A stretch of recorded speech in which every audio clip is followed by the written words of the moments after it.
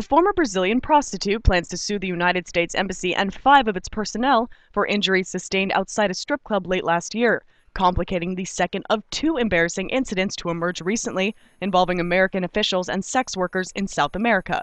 31-year-old Romilda Aparecida and her lawyer said they plan to sue for injuries, medical expenses, lost income, and psychological trauma after the incident, in which she said an embassy van ran over her, causing a broken collarbone, punctured lung, and other injuries.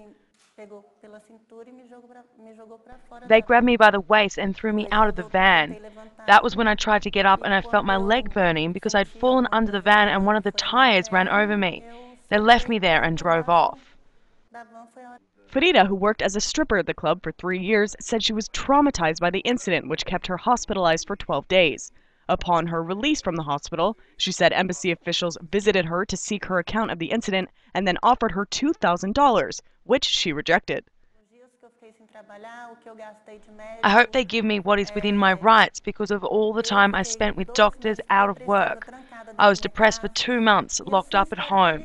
I hope they do something so that others don't do worse things.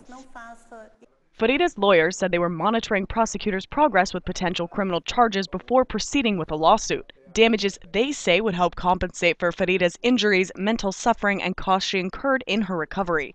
Her lawyers said the U.S. showed little respect for Brazilian justice by flying the involved employees back home.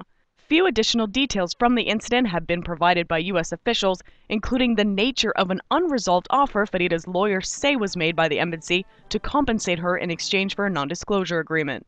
Marisa Christian, IB Times TV.